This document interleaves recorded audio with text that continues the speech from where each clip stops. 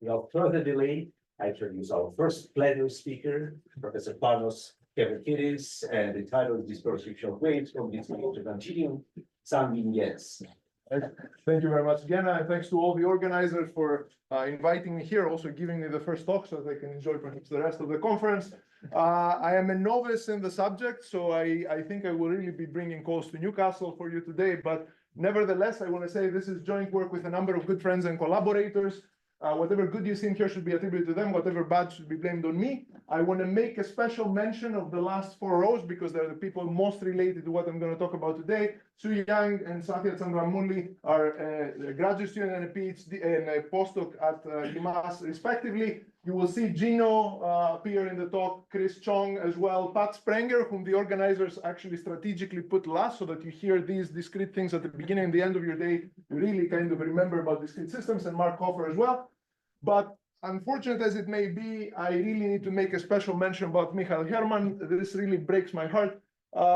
Michael, the last time I gave a short version of this talk was about a month ago in Baltimore. He was the chair of the session. We had some wonderful discussions afterward. He wrote to me after the session, after the conference, about how inspiring it was to his research program. And even last Thursday, we were talking with Pat, Mark, Chris, about new topics, sort of following what I'm going to present to you today. And that evening, some of us in the audience got an email from Carsten Mathis, a longtime friend and collaborator of Michael, that very suddenly, very unexpectedly, he passed away a few days ago. I still really can't fathom it. I thought the absolute least I could do is dedicate this talk to his memory. And I think our community will come together once we grapple with this and commemorate his remarkable life and deep contributions to this area. All right, putting that aside, I just want to say we've done a number of things on this subject over the years. I'm happy to give specific references.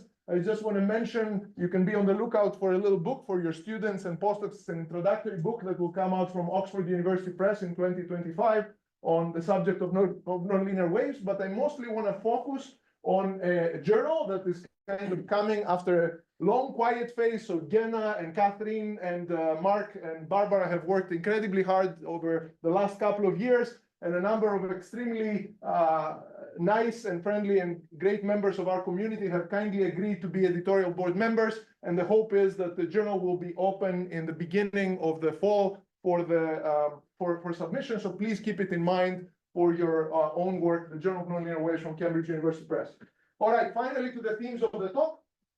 So I want to give you, since this is a plenary talk, I want to give you sort of a broad introduction about discrete systems. Maybe most of you work on continuum systems. I want to sort of make an advocacy for discrete systems in atomic and optical physics. I want to kind of hone in on mechanical systems, in particular mechanical metamaterials, which is going to be the subject, the main subject of this talk. And I want to sort of explain where DSWs come in, dispersive shock waves come into granular crystals. It's a particular mechanical metamaterial. Then I want to try to go to what looks like a simpler system, which is kind of a discrete version of a conservation law and discretization of the Burgers equation. Then I want to come back to the saddle, to the granular crystals, and tell you what we understand at the moment, what some of the challenges are, and then finally give some conclusions and future challenges. Okay, so that's kind of my outline.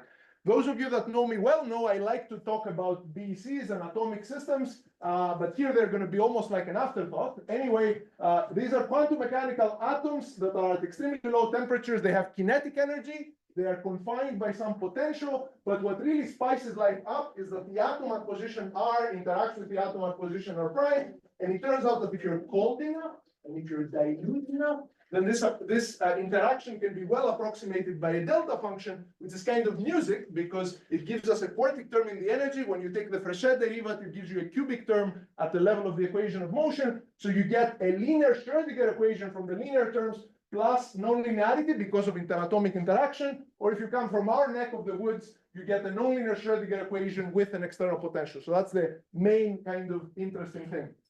So what kind of potentials are we talking about? Well, one of the beauties of this topic is that you can actually choose the dimensionality that you want to play in. If you like one-dimensional systems, you can actually squash the atoms along two directions, force them to live along the third, and along that third direction, you can have a magnetically created parabolic trap or an optically created periodic trap. And the optical trap is going to be the hero of today. I'm going to be talking about periodic systems. If you're more daring and you want to go to 2 dimensions, you can actually squash the atoms in the plane, and then you can have them with a 2-dimensional parabolic or a 2-dimensional periodic potential, which I like to affectionately call the eight-carbon potential.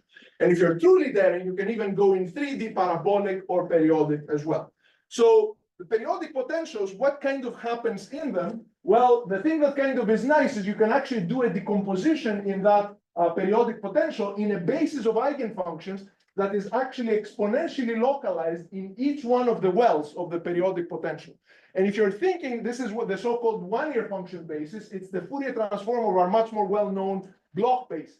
And if you do that kind of decomposition, a Galerkin type of expansion, and the prefactor is a time-dependent kind of entity, what you realize pretty quickly, because this basis is exponentially localized in each one of these wells, is that the well n mostly crosstalks, or predominantly crosstalks with the wells n+1 and n-1. So the canonical kind of dispersive term that you're going to get is the coupling to your nearest neighbors. That's the canonical thing that you're going to get from the dispersion point of view. And from the nonlinearity point of view, the most dominant term is the on-side kind of overlapping term, because anything else is going to be exponentially weaker than that. So the canonical equation that you're going to come up with upon such a one-year function expansion is the discrete nonlinear Schrödinger type of equation. Now, those of you that know a lot about spectral theory of operators with periodic potentials, Schrödinger operators with periodic potentials, will immediately say, oh, but these operators should have bands and gaps. In reality, you're going to get a DNLS equation per band of the periodic potential. But if these bands are well separated, then it's a very good approximation to just think of the first band and just study one discrete nonlinear Schrödinger equation. So that's kind of a canonical example of a discrete dispersive equation. By the way, if you look for experiments that realize this, you're not going to find that many. It's actually pretty hard to visualize these atoms in a periodic potential, or at least I think so. Maybe Peter will tell us otherwise. Anyway, but there are some such pictures. So this is a picture from the group of Massimo and Buscio. What you see in the bottom is time in milliseconds. You see a blob of atoms evolving in a potential that you can see creates this kind of striations in the blob of atoms. That's because of the presence of this periodic potential. So this is the atomic realm of Bose-Einstein condensates. Another realm that has been extremely effective in this kind of world is in discrete nonlinear optics, where you can have sort of arrays of coupled optical waveguides. So these are waveguides made of aluminum gallium arsenide. They're about 10 microns apart. You shine light on one end, you see the propagation of light down through the propagation distance. In optics, there's always this funny thing where the propagation distance is kind of the time. And what you see is that if your light has relatively low power, then things are uninteresting. Things just disperse over time. But if your power is sufficiently high, then things tend to localize more and more. And if they localize enough, they create discrete solitary patterns. And these patterns are from the experiment. These are all pictures taken from experimental group of Silberberg and Eisenberg and Morandotti. And in the mid-90s, this was kind of a big splash. And already these guys could realize that there were structures centered on a site or structures centered between two sites. And there is an energy difference between them, the famous Peirce-Nabarro potential, and so on and so forth.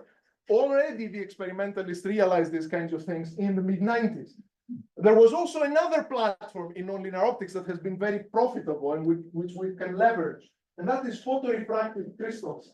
Photorefractive crystals are in 2 dimensions. You shine light on one face of the crystal, you observe the propagation of light along a propagation direction. This is something like strontium, barium, niobate.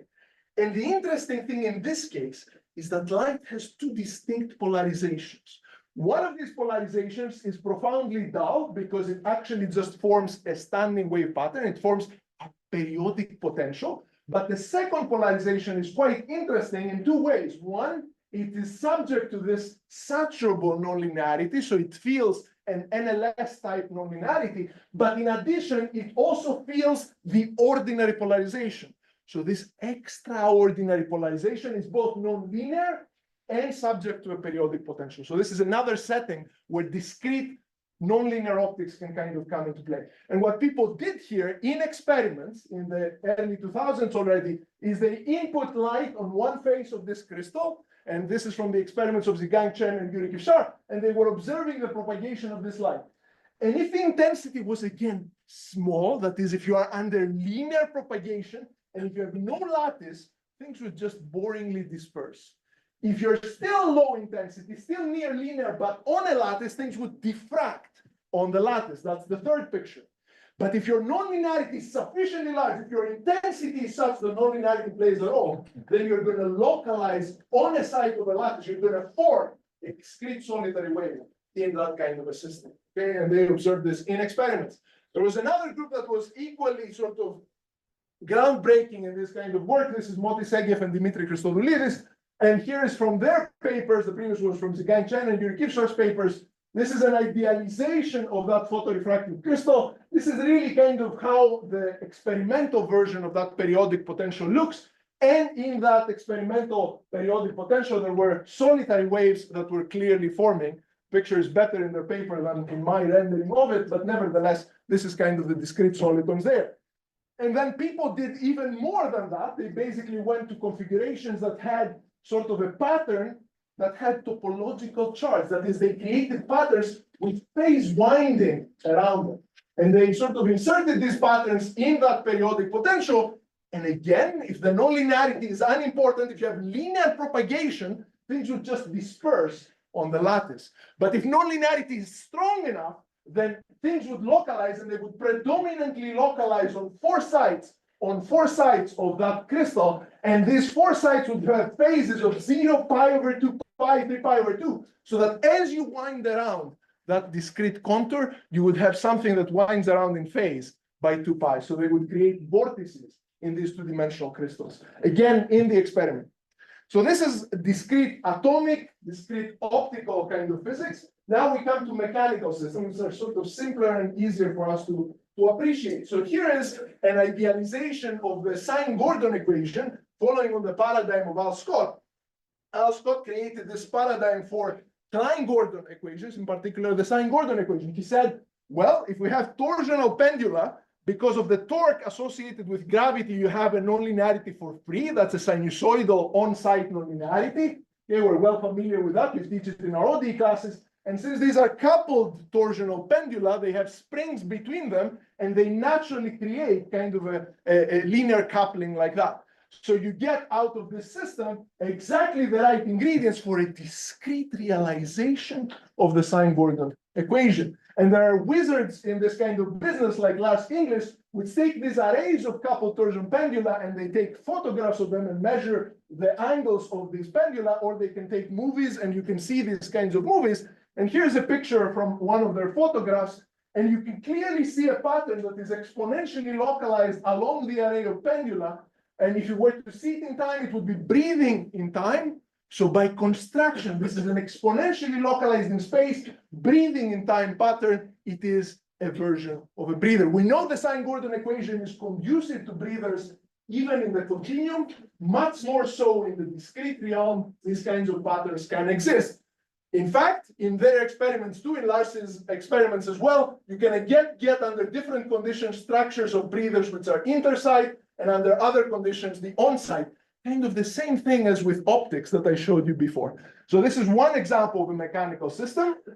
And finally, I'm honing in on the example of mechanical metamaterials that I want to tell you about. This is granular crystals. What are granular crystals? It's a glorified name for an array of particles, for an array of beads that are elastically interacting with each other. That is, you compress one, that compresses the next, that compresses the next, and a wave kind of propagates down through that chain. The chain can be horizontal in nature or vertical. For everything I'm going to talk about, things are going to be horizontal. But I want to tell you a bit about the two distinctive advantages that these kinds of chains have. One, they can be very homogeneous. That is, you can have all the beads be of the same type, or they can be heterogeneous. That is, the beads can be big, small, big, small. You can have a dimer, you can have a trimer, you can have a disordered chain, you can have whatever you want. Okay? So they're very flexible, very tunable, if you will. So controllable heterogeneity is one thing. The other thing is they can be probed experimentally. They're very tractable experimentally.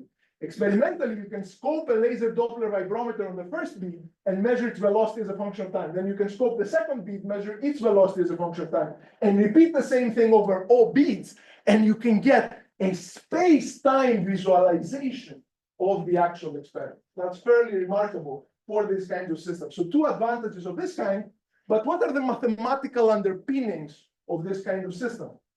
Well, I talked to you about DNLS, I talked to you about Klein-Gordon. Finally, I'm coming to Fermi-Pasta Ulam-Tsingul type lattices. And essentially, we have good old Newton telling us that mass times acceleration of the bead is the force that the bead feels from the bead to the left and the force that the bead feels from the bead to the right. So that's kind of the main ingredients.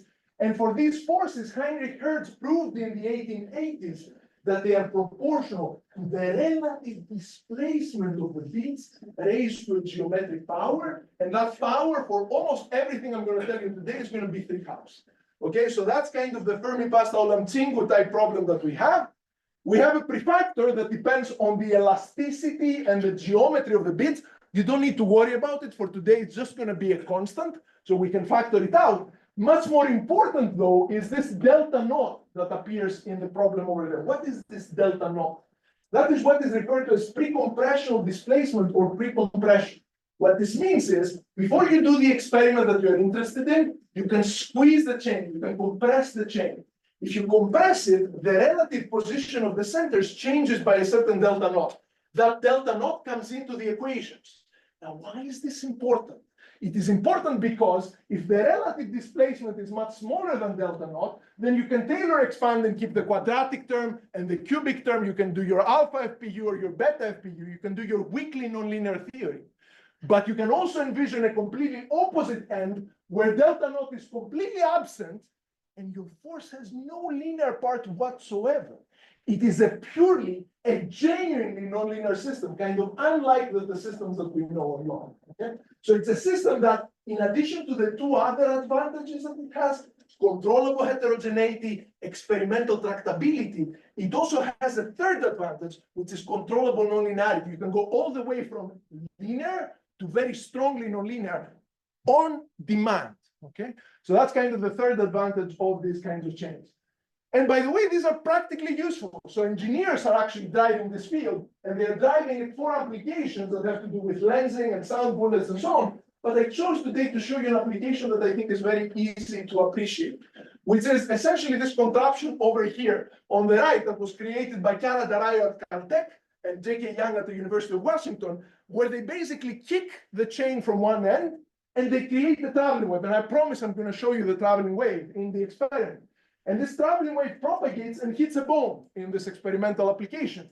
And they claim that depending on the reflection that you can get from the bone, you can distinguish the reflection from a healthy bone from that from an osteoporotic bone. So they can really do a health assessment or a risk assessment for potential fractures based on the reflection of the traveling waves from this kind of configuration, which I think is a pretty cute little application. Okay?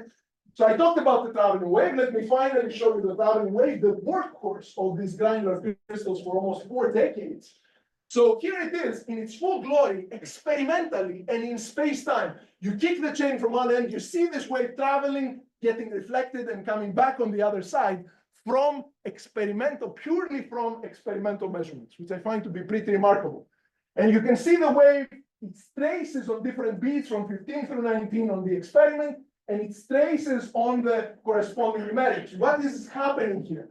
Basically, the wave is coming, it arrives at beat 15, then that beat is excited. Then it arrives at beat 16, then that beat is excited. Then it arrives at beat 17, and so on and so forth. So all the beats get excited one by one, and I only know to say that the left is experiment and the right is simulation, because the left is nearly a perfect traveling wave, whereas the right is truly a perfect numerical traveling wave, okay? So these are the traveling waves that people are using in these kinds of applications. But this is not today, although usually I talk about traveling waves and breathers. This is not to talk about traveling waves. I had to finally come to grips with dispersive shock waves. And dispersive shock waves have been studied in these crystals, in these Fermi-Pasta Ulam-Tsingul lattices for a long time, since the 70s and 80s. Here's one of my favorite examples from the mid-90s from the work of Stefano Ruffo, where what he was doing is he was trying to show that the Fermi-Pasta Ulam-Tsingul lattice can be approximated by the thin line that you see over there, which is a Burgers kind of approximation. And up to the breaking time of this shock wave, the Burgers approximation does really well. That's the time t1. But past that breaking time, around 1.6 times the breaking time on the left and 2 times the breaking time in the middle, clearly the discrete system does things that the continuum cannot describe. already that is in the mid-90s, people were checking how close the discrete system is to the continuum, and up to very close to the breaking time, which is about 1800 over here, the discrete system does a really good job. As you approach breaking and past breaking, of course, it doesn't do a good job anymore. And if you think this is kind of old news, indeed it is, but there is kind of very modern experiments that can probe these kinds of things these days. So this is from a couple of years back. It's a physical review letters paper from Tal Cohen and a group at MIT, where they have this much more modern configuration of a lattice of magnets. And then what they do is they equi-space the magnets, they fix the last guy, they fix also the first guy with a pair of strings, and then they let go, and of course all hell breaks loose. Okay, so these magnets interact with an inverse power force. They interact all to all, and the first magnet kind of comes in and it affects all the others, and as it affects all the others, there's a natural traveling wave that forms. But behind it, the kind of things that we know and love from dispersive shock wave, these ondulations, kind of come about and clearly tell us that there should be something of that sort emerging in the system. Now, in their paper, they sort of made a point of showing that they can actually match with an appropriate simulation of a Fermi-Pascal lattice the experiment. The experiment is in blue, simulation is in red. The second bead in the chain, the eighth bead in the chain, they could capture them well, but they didn't do very much to actually explain what they were seeing. Okay, so I want to explain a little bit what or how to understand these kinds of things, at least as I do at the moment in these kinds of systems. All right, so I told you about the equation for displacements, but displacements perhaps not the easiest way to understand what is going on. So instead, I'm going to choose to write down the equation not in displacements, but rather in relative displacements, which are called strains. In these strains, the equation acquires a much more familiar form. It really looks like a discrete form of a wave equation. But mind you, there are two distinctive elements in comparison to a wave equation. One, it is not a linear wave equation. It's a nonlinear wave equation. Remember, P is different from 1, typically 3/2. Second, it's not a continuum wave equation. It's actually a discrete kind of equation. And therefore, when you do the iconic experiment of starting a blob and letting it split, as we show to our undergraduate students to see that they understand the D'Alembert solution that we give them, the wave blob is going to break into two, and these two are going to propagate left and right, but with differences. What are the differences? They're not going to stay kind of as they are. They're going to start steepening, and eventually they're going to shock. Why? Because this is not a linear system, it's a nonlinear system. And as they tend to shock, as they tend to break, oscillations are going to come into play. Why? Because it's also a discrete system. So discreteness is like effectively higher order dispersion. And in so being, it will create this kind of dispersive oscillations in the back. Okay?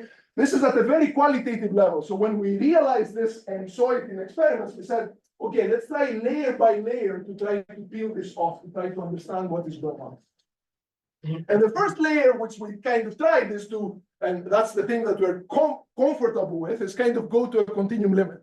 Okay, so if we go to a slow scaling space and a slow scaling time, morally speaking, we divide this equation by epsilon square, define epsilon t as our slow time, define epsilon n as our slow space, and go to a continuum limit, then we end up with this kind of nonlinear wave PD. And that nonlinear wave PD is a continuum P system. And for this P system, we can measure its characteristic velocities, its eigenvalues. And what do we find out? We find that the eigenvalues are proportional to the amplitude to a positive power. Remember, P is 3/2, so this power over there is a quarter. So that means that larger amplitudes move faster than smaller amplitudes. Therefore, things should start bending, and eventually they should break. So it's a very first, very qualitative layer about what should be happening. Okay, let's go one step further. What more can we do with this bi-directional continuum nonlinear wave equation? Well, we can try to engineer, since this is a bi-directional equation, we can try to engineer a nonlinear transport equation that goes to the right and one that goes to the left. It turns out if you just by brute force try to engineer such equations and write down an exponent and a prefactor, you can choose the exponent and choose the prefactor so that you can be compatible with that second order equation. But if you have such a first order equation, the one written in the second line, that's kind of music to us because this is just like a generalized Burgers equation. Of course, these we know how to solve. And we use characteristics, and these characteristics can in principle intersect. and we can find the minimal time at which characteristics intersect, and that will be the time of formation of that shock. So we have now a prediction based on the slope at the inflection point of the decreasing part of our initial data about when the shock will form. And that's a testable prediction, and that's what we try to. Yes, yes. Just understand, engineering, so you don't have the derivation, it's like a model. This is like a model which is compatible with the original model, in fact, okay? And then you can just test it and a posteriori see if this is doing the right thing. First of all, you can see the whole thing in space-time, and it's shearing and it's kind of breaking, and you can see much more clearly what happens if you take snapshots. So that's the original snapshots, nice and symmetric. The next snapshot at 230 is starting to bend. Eventually you're breaking, you're causing oscillations to emerge, and these oscillations are going to become stronger and stronger. And if you define the time at which oscillations will emerge as your breaking time, and compare the theory of that breaking time as a function, this is the one place where I vary the exponent p, as a function of the exponent p, you find a really good agreement with the actual numerical simulation. So the theoretical model does a really good job of capturing the breaking time. And it even shows you how this time goes to infinity, how it diverges as p goes to 1. Why does it diverge? Because at p equal 1, you have a linear system, so therefore no shock, okay? All right, so I was very happy with all this, but then a couple of years ago, kindly Barbara and Gino asked me to give a talk at their applied math seminar, and then after the talk with his usual contagious enthusiasm, Gino came to me and said, but Panos, there's all these additional things we can do. We can do this and this and that for this dispersive shockwave. So then I thought, okay, maybe I should start thinking about that. And then I came to this wonderful physical applications workshop at the end of the I&I semester, and Mark and Pat and Chris were telling me about all these additional things that could be done. So I was inspired by that too. And it was around that time that I bumped into this experiment by Tal Cohen that had just been published. And it was just around that time that I bumped into yet another experiment by J.K. Young, or at least J.K. Young was kind of prompting me to think about it.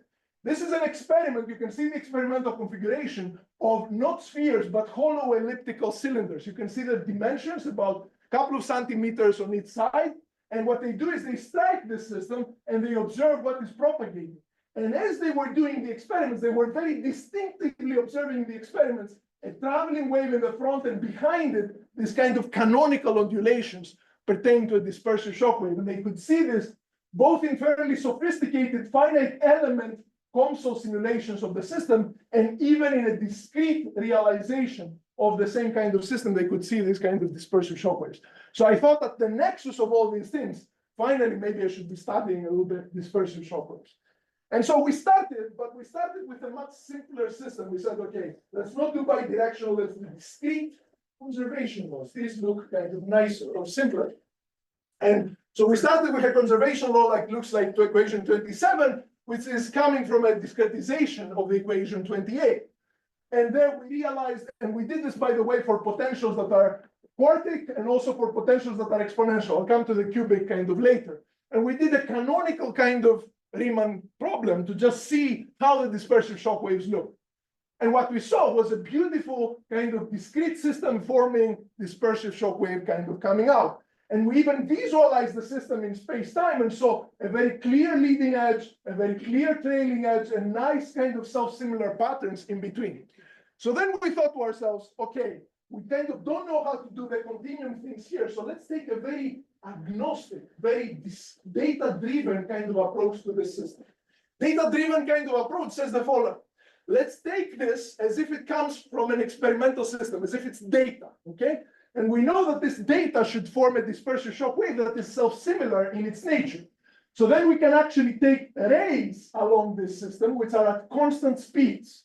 And if we take these rays, what we can do is we can measure the velocity of the lattice sites that pertain to these rays as a function of the corresponding displacements. And then we kind of know that if this is truly a self-similar dispersive shock wave kind of emanating behavior, it should somehow be coming from an effective planar ODE that is kind of underpinning the system. So let us try to fit this velocity square as a polynomial of these displacements. And Chris, when he did it, he found that this is always very well for no matter what ray you took, no matter what speed you took, you could always do a very good fitting by a quartic polynomial. Now we did it with regression, you can do it with your neural networks or whatever data-driven tool you want, but a quartic polynomial would always do the trick. And if you do this trick, you can always find for any speed the roots of that polynomial and the prefactor of that polynomial. Now, what is the advantage of this data-driven kind of approach to the system? First of all, you can do this and then visualize the phase portrait associated with the system. And when you visualize the different rays, you see these nicely closed orbits that kind of tell you this approach, this effective planar ODE should really kind of be there, okay?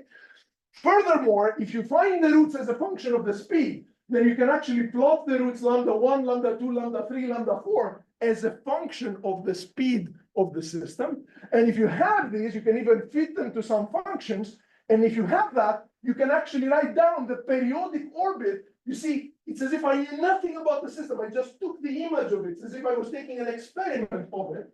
And I found the lambda 1 through lambda 4 associated with this experiment in a data-driven way. And if I have those, I can actually write down the periodic orbit associated with this planar ODE. And of course, you have a frequency, depends on the lambdas, and elliptic modulus that depends on the lambdas and whatnot. And the advantage of doing that is you can compute all the kinds of quantities that come into the modulation equations in an explicit fashion, really coming from the data. And of course, they will depend on the lambdas and the elliptic integrals and all that, but you can really compute them. So that suggested to us that maybe there is a theoretical basis for performing this kind of calculation as well. And trying to derive that theoretical basis, we kind of went into a quasi-continuum approximation. That is, to leading order, this discrete system can be mapped into that continuum equation. But if you look at the leading order correction, like the lattice playing a role, there is a KDVS, I call it, kind of correction that looks like this. So that's a quasi-continuum morphing or realization of the system. And if you have that, you can actually find the traveling waves of that. And for arbitrary phi, you can in principle write down what this effective planar ODE be. So you can actually, in a sense, derive it for this KDVS approximation. And then there are many people that think of this, instead of this KDVS approximation, they think of a regularization of that. That is, you can factor out one derivative here, and then you have 1 plus epsilon squared partial x squared. You can invert that and throw it on the left. And then when you sort of write down the model that you have, you get a BBM-like type approximation of the system. And at that level too, this is kind of a regularization that many people in discrete systems know, people like Anna and so on, use that quite often. And in this BBM time realization, you can also find the ODE, the planar ODE, and you can also write down the kind of phase portrait that we visualized over here. And if you compare the data are the points, with the KDVS regularization, or with the BBM or the Rosenau regularization, either in the quartic potential or in the exponential potential, for all of them, you would find a pretty good agreement, except perhaps for large speeds where this quasi-continuum is not that good, you would find a pretty good agreement with a quasi-continuum realization. So you kind of see that this data-driven approach cannot just operate on its own, or it can operate on its own, but it has also some theoretical basis that it can be based on. And as I said, you can also measure things that come into the modulation equations, like the average displacement, or the average square displacement, or the average energy, all the kinds of things that come into the conservation of mass-derived modulation equation, or in the conservation of energy-derived modulation equation. In fact, you can even check at the self-similar frame. If you write these modulation equations in the self-similar frame, you can check that they are pretty accurately satisfied. The blue dots versus the blue solid line are kind of the two sides of this modulation equation, the self-similar frame. The blue dots versus the solid line, again, they show you that the second modulation equation is also satisfied.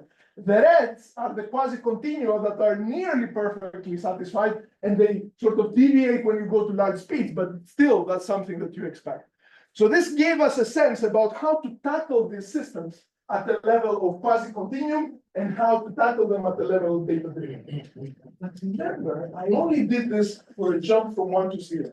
So then we got a little bit greedier. So we kind of wanted to see if we can understand what happens as you change U plus in comparison to U minus. So let's set U minus to 1, and let's sort of have a jump that is U plus, and let's see what happens as a function of this jump. And now we're going to study an even simpler system just to make things easier. we're going to study a discretization of the Burgers that looks perfectly innocuous somehow.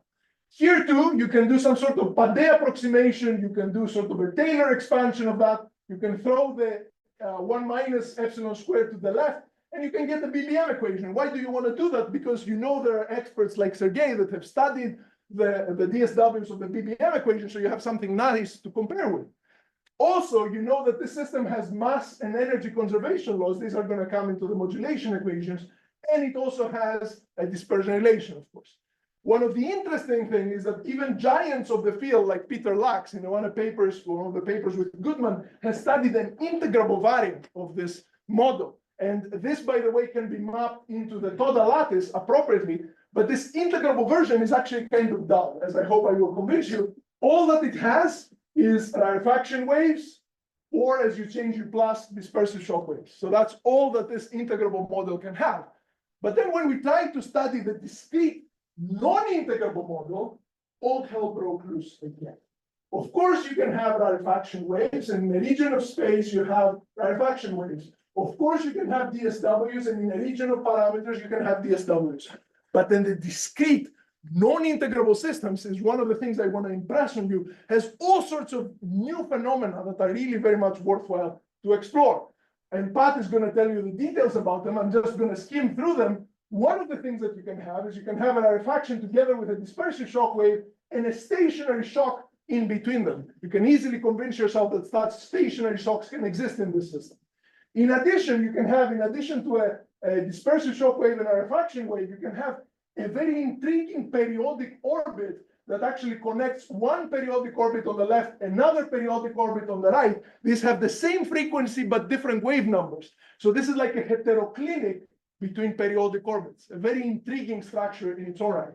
Finally, there is yet another pattern, which is kind of a dispersive shock wave morphing into a periodic state, and that periodic state kind of moving into a constant state. So this is what people call in this business a traveling DSW. All these are possible, and not only that, there is even a region of space or a parameter space where you can blow up, and people like Turner and Rosales had studied that blow up. So I'm trying to make the point that these systems can have all this additional richness to the standard kind of integrable stuff.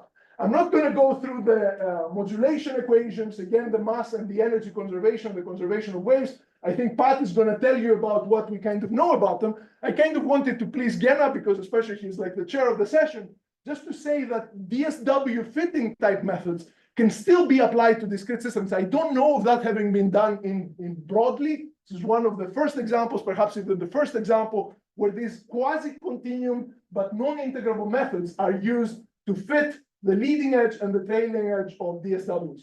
So the dispersion relation that I told you before can be used to calculate the appropriate derivatives. There is kind of the term associated with the flux, and then you can kind of put together this equation about the wave number as a function of the amplitude. You can solve this, it turns out, explicitly for arbitrary phi's, and then you can write down explicitly things like the velocity, the group velocity at the trailing edge, and then you can do this cute little trick that Gena does to the conjugate variables to do the same for the leading edge. I don't know if you know this kind of machinery. It's a beautiful kind of machinery that allows you to calculate the velocity of the trailing edge, the velocity of the leading edge, the amplitude of the leading edge, the wave number of the trailing edge. All of this can be calculated explicitly through this method. And at the leading edge, you even have explicit solutions in the form of solitary waves that you can write down. And when you test that against the numerics, remember my U minus is 1, my U plus is changing from 1, so at 1 I should get the best agreement. You get excellent agreement for a long while until kind of your quasi-continuum or other approximations kind of break down, and eventually you deviate a little bit. But nevertheless, it's a remarkably good theory for a long while, for the leading edge speed, for the trailing edge speed, for the leading edge amplitude as a function of this U plus and so on. And the reason why things break down is for a while the quasi-continuum is a great approximation to what is going on, but eventually it kind of breaks down. So you expect things to break down when U plus changes significantly. Just to impress upon you once again, what are the new features here? Again, in its full glory, a dispersive shock wave, a rarefaction wave, and a stationary shock between them, something that doesn't happen in the continuum system. A traveling DSW, a dispersive shock wave, together with a periodic wave kind of moving into a constant state. Again, something that doesn't happen in the corresponding integrable system. Yet another thing, a periodic orbit heteroclinically connecting to another periodic orbit. Again, something that doesn't exist in the continuum system. In fact, you can even think there is an exact solution of the system that looks like this. You can kind of try to isolate it. And if you isolate it, you can see something that really looks like a defect-like periodic solution, like the things that Bjorn Sandstedt and Art Shaw are studying. And if you strobe this just the right way every period, you see even something that looks perfectly stationary. That's a completely different kind of solution than anything else that the integrable systems have. And we're kind of studying these solutions in more detail now. All right, so I hope I impressed upon you that even the very simple first order systems have in their non-integrable instantiation all sorts of additional wealth. But I was not aiming to study that. I was aiming to study the granular crystal. So finally, back to the saddle, back to the granular crystal. Let's see what we can do about the granular crystal. The first thing that I wanted to say is, remember I told you that you can actually Taylor expand the granular crystal and approximate it with an alpha FPU, like the one in equation 59. But for alpha FPU, you can do KDVS type approximations at multiple scales. And for these KDVS approximations, you can actually explicitly write down the periodic solution, and you can write down the solution of the Gurevich-Pitaevsky problem in the self-similar variables. That is, you know that two of the Riemann invariants stay put at 0 and 1, and the other one goes from 0 to 1 as you go. And so you can use this to actually reconstruct in an explicit form the dispersive shock wave, the approximate dispersive shock wave of this granular crystal. So you can write down an explicit solution, you can calculate the speed of the leading edge, the speed of the trailing edge, and you can visualize the actual discrete solution against the discrete lattice results. The dots here are the discrete lattice results. The solid lines is the solution of the Gurevich-Pitaevsky problem, so the approximation using Gurevich-Pitaevsky. The leading edge position, the trailing edge position have been computed based on Gurevich-Pitaevsky. The leading edge speed and the amplitude, the amplitude has been computed again based on Gurevich-Pitaevsky, and that's the kind of agreement that you get between the two. And not only can you use KDV, you can also use Toda. If you can, and if you have Gino and have his patients, you can actually decode solutions like the periodic solution of Toda, of Gerhard Tessel. You can use the beautiful work of Yuji Kodama and Tony Bloch. For the Riemann invariants, you can compute the speeds of the Toda problem, and you can use all of that to reconstruct the Toda solution of the problem and compare it to the dispersive shock wave. And again, that's the kind of agreement that you have between the two. But remember, this problem was not only integrable, you can actually do lots of that. The problem was not only integrable, you can also do the case where it's purely non-integrable, that is when delta naught is absent. And there you are devoid of all your integrable machinery, okay? So you have to do something different. So if delta naught is absent, one of the things that you can do is you can go to a quasi-continuum approximation. The quasi-continuum approximation has explicit soliton solutions. For appropriate P's, you can even compute its periodic solutions, and then you can do things like DSW fitting. And if you do that DSW fitting there too, you can get the velocity and the position of the leading edge, the velocity and the position of the trailing edge, the amplitude of the leading edge, so you can form the dispersive shock wave, and you can compare the discrete system in red with the quasi-continuum approximation in blue, and with the DSW fitting results in black. And that's the kind of agreement that you get between the two for a particular instantiation. And even as you change R plus, as you vary it from R minus, you get that kind of agreement between the analytical prediction, what I would make Jenna happy, the numerical PDE, and the numerical lattice equation. That's the comparison between the two. And if you thought that I started with DNLS, I need to really come all the way to the end to close with DNLS. If you thought that DNLS was going to be much simpler, I was wrong again. You still have DSWs and rarefaction waves, but if you go to the right amount of jump, you can have all sorts of chaotic solutions. You can have things that propagate that make absolutely no sense if you, like me, have studied DNLS for 20 years. You can have interesting periodic orbits, and you can have kind of dark solitons. There is all sorts of richness that exists that is still to be discovered. And so with that, I'll kind of conclude and maybe show you a couple of movies if you can bear with me for a minute or so longer. The conclusions that I wanted to say was that somehow discrete systems come up in all sorts of territories. They come up in DNLS kind of formats, in atomics and optics. They come up in discrete time-Gordon formats or FPUT formats in mechanical systems and metamaterials. So I hope this makes you think about discrete systems for your potential research. And these systems actually have not only traveling waves or breathers, as I'm used to thinking about, but really do have a lot of dispersive shock waves. And their dispersive shock waves, they are not of the vanilla kind. They are not kind of rarefaction and dispersive shock wave alone, but these non-integrable systems can have a lot of richness, a lot of new phenomena, and a lot of things to discover. And I really hope that they are kind of perhaps worthy of your attention and your time in the future. And with that, I'll thank you very much for your attention, but also take a moment to actually show you the movies, just because I think the movies are so much fun. So here's a movie about the integrable version of the Burgers equation, just to show you how vanilla that is. This is the integrable version of the Burgers equation. What I'm varying is U plus in comparison to U minus. So here's the movie of that. And you see you start with a rarefaction wave, or get a rarefaction wave, and then you go to a dispersive shock wave on the other side, okay? Very vanilla, okay? You do the same thing now, but you do it for the non-integrable version of Burgers equation. And you can sort of put on the seatbelt. So here is kind of the stationary shock. You see there's a rarefaction, there's a dispersive shock wave, there's a stationary shock in between as I'm varying U plus. And now things are going to vary even more. And now I get this periodic orbit, this periodic orbit on one side here and once on the other side here. There's a heteroclinic connection between these two. And as you start approaching, this will join and will form a rarefaction wave. Okay, now it's vanilla. Now it's a dispersive shock wave. Okay, maybe that's vanilla too, but it's not going to last like that. It's going to start morphing into this state that has this traveling DSW, that has this periodic wave coupled to a DSW on the other side. And then if you go even further, the whole thing is going to blow up. And that is another thing that you can do. And okay, finally, just to finish with DNLS, I started with DNLS, let me finish with DNLS.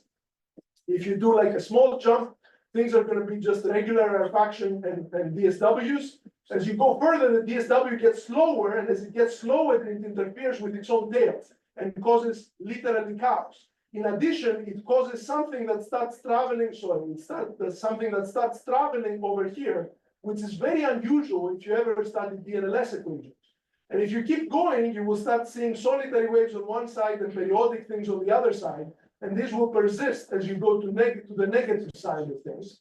And if you keep going on the negative side of things, you see something periodic kind of conjoining to a constant state, another heteroclinic kind of orbit. And if you keep going even more, you will get, again, kind of the usual things, the usual suspects, and eventually even dark solids will come into play. You see, these discrete, non-integrable systems have all this richness into them. I hope you will take some moment to study them. Thank you for your attention.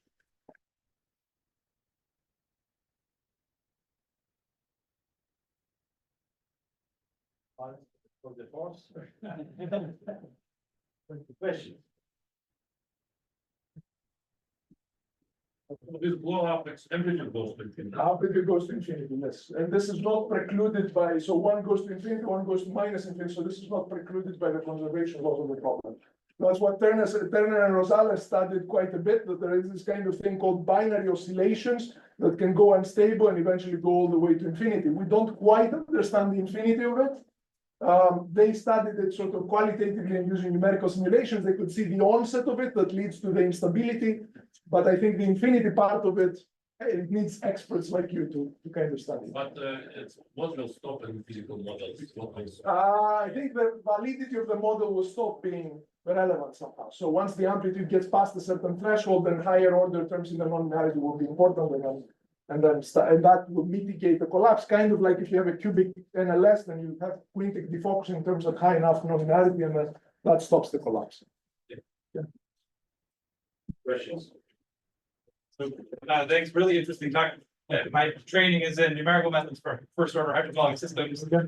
And all we do is try to avoid oscillations. Yes. And That's right. avoid entropy violating shocks. That's here right. you have both of those, and you're That's very right. excited about that. So that's a very good point. So we kind of say, so people actually initially thought, and that was Lax's thing, and there's a paper by Levermore and Liu and so on, they were thinking of them as discretization of hyperbolic conservation laws.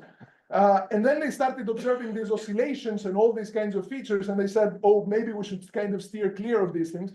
And what we say in our paper is kind of, we say, let us divorce ourselves from the idea that we are really coming from a continuum system. We are really studying this as if it was a discrete system from the get-go. And then we can observe all this phenomenology. So indeed, if you were studying the continuum system, you would try to impose conditions to avoid these things. But if you're really studying the discrete system from the get-go, like from physical principles, if you will, then they are kind of there and you have to study them. So Yeah, it's a really fascinating change of perspective. yes, I'm glad you liked it. So Questions? again, The last thing, you are using caps law, Yes. house law. yes, And then you show the experiment is follow the. yes, What is the power? the power is different. Finally, plastic surface is located in maximum also in contact with the line. Right. The reason why they were doing these experiments was exactly that. And in fact, that's implicit in what I was talking about. They were really trying to measure the exponent of that nonlinearity. They were actually trying to create nonlinearities where that exponent is actually different from 3/2. And so what they are finding there is that that exponent here is actually different than, is lower than 1, actually. So this is an exponent which, if I remember correctly, is about 0.2. In that case. So in fact, people have engineered systems where they can vary P at different values larger than 1, closer to 2 and so on, but also values lower than 1. So this is an example which was actually lower than 1 in that case. So yeah, that's a very good observation. Depending on the contact, you will have different kinds of exponents, and that's the interesting thing here. Yeah. Great talk. Thank you. Really. Okay. Actually, you're on the right slide. Oh, so perfect. this sort of quasi polynomial is Yes, finding to be yes. a very good fit. Yeah. In comparison to the traveling wave equation you have a few slides later, Yes. is it because your phi ends up being 40 as well? It is mostly that I am deviating so much that the quasi-continuum approximation is no longer a good approximation. So I think you're referring to just a second. That slide there. Which slide was it? That one. Yeah, yeah. That one. So equation 38 there. That's right. Yeah, but the actual illustration of this was. Okay, I'm missing it at the moment. But anyway, so 38. Yeah, that was the quasi-continuum realization of the same problem, and that, in fact, maybe it was here. Come on. No, okay, well, I'm missing it at the moment, but yeah, that is the quasi-continuum version. That quasi-continuum has a small epsilon, which is kind of a formal arbitrary constant. So you have no guarantee about how far this is going to go. And it turns out that it becomes more and more discrete in nature as you sort of deviate towards larger speeds. And then these quasi-continua kind of start missing more and more as you go to larger speeds, the actual discrete realization. So that's what we observed anyway. Okay. Okay, Yeah, so you can just chuck in an arbitrary phi. Exactly. As long as you're in the quasi-continuum, the quartic is very good. The quartic is still very good. Yeah. So the data version of this was, in a sense, this is kind of exactly the physical system. So we're not really making an approximation here. We're just considering that physical system and its data, and we find these kinds of closed orbits based on that. And that's kind of its own thing. But then when you do the quasi-continua and you try to match that with the quasi-continua, then you see that at large speeds, the quasi-continua are no longer good approximation. It's a fault of the quasi-continuum, not a fault of the original data-driven approach. That's really easy. Thank you. Thank you.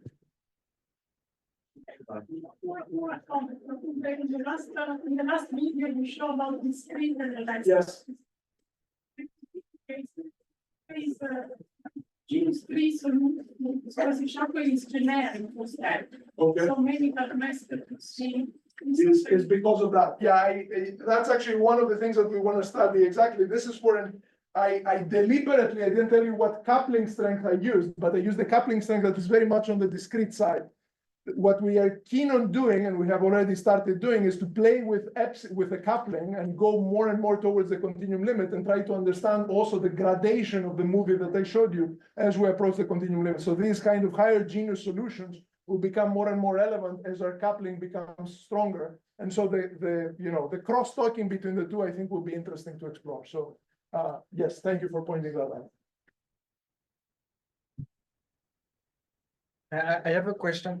When you do the Riemann problem, you have this, I don't remember which slide is it, but you have this plot in the parameter space for your Riemann problem with U minus and U plus, where you distinguish the different regime for the different. Yeah. Here. Yeah, the one after. Okay. Yes. How, so obviously, I mean, BBM, you have kind of different solution for the Riemann problem, but This is the purely discrete problem. yes, this is purely This is discrete. purely discrete. But you have also in BBM, you have different regime of solution. Does this curve in the parameter space compare to BBM somehow? So some of the features definitely do, the rarefaction waves and the DSWs.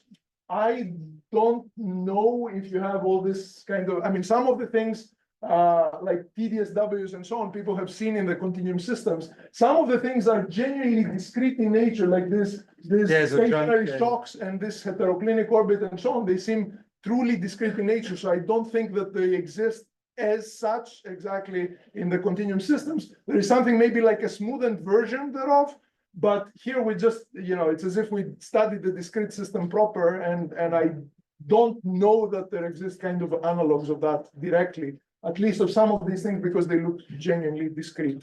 Okay. Okay, so there's like jump on individual sites, that sort of thing. Yeah, it's really discrete. Sorry, what is the integrable model here? It is this one. And in this one, if you do a sort of like U is equal to V square, you basically get into the Katz-von-Berbeke lattice. And then if you do an exponential kind of version of that, then you get to the Toda lattice. So this model, there's a paper by Lax and Goodman from 1986, where they studied this model, in fact, for the kind of question that was asked for, like a discretization of continuum hyperbolic PDEs. And this is like the integrable version of this Burgers discretization type model. So you can really map it through appropriate transformations to the Toda lattice. And this model shows dispersive shock waves. Yes, it does. It does. It in fact only shows these rarefaction waves and the dispersive shock waves. So the only thing that exists are these two as you vary things. So you basically, that was the first movie that I showed, is rarefaction, shock, and so on. So that's all that there is in this model somehow. The non-integrable model is the one that has all this additional richness, that has all these extra features somehow. Yes. Did I cover it? Do you ever see stationary shocks? I mean, not dispersive shock wave, but yeah, this traveling wave. Traveling wave. So this has the make of a traveling wave. That is, there is kind of a periodic thing that has a moving interface that is really looking like the closest that we get to a traveling wave. Remember, these are dynamical experiments, so we're not really finding any stationary structure, but this is the closest thing to a traveling wave that we have in this kind of model. And stationary, that guy over there is truly stationary. So just what I meant is like I know. A shock with like, so it's, it has a traveling wave structure, but not a dispersive shock wave. That is the closest thing to it. So there's a traveling wave structure that kind of moves into a stationary pattern on the other side. So it's a moving interface. Thank you for the questions. I did try the phenomenological part. It doesn't work. I think I told you that, but just in case. Okay, so. Okay. I know. So typically, well, from my experience, and I'm sure Mark offered mentioned this to you, these all kind of non-classical, as you would see, non-vanilla flavors. They typically related to variation of genuine nonlinearity, street hyperbolic. We have this. We haven't studied it too systematically. I think Pat is going to talk a little bit about it, but in the appropriately weakly nonlinear limit, I think Pat, you're going to discuss something about that, right? So in the weakly nonlinear limit, we can actually calculate the corresponding modulation equations. We can then write them down explicitly and calculate the eigenvalues. We haven't really analyzed that in more detail, but we have the eigenvalues and then we can calculate things about that somehow. So that's a very good one. I think that The thresholds of these should be associated with eigenvalue process. Yeah, that's a very good observation. Thank you.